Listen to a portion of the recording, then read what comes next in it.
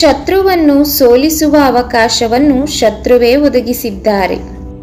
ನೀವು ನಿಮ್ಮ ಎಲ್ಲ ಶಕ್ತಿಯಿಂದ ಹೋರಾಡಿದರೆ ಜೀವನದ ಅವಕಾಶವಿದೆ. ಅಲ್ಲಿ ನಿನ್ನ ಮೂಲೆಗೆ ಅಂಟಿಕೊಂಡರೆ ಸಾವು ಖಚಿತ.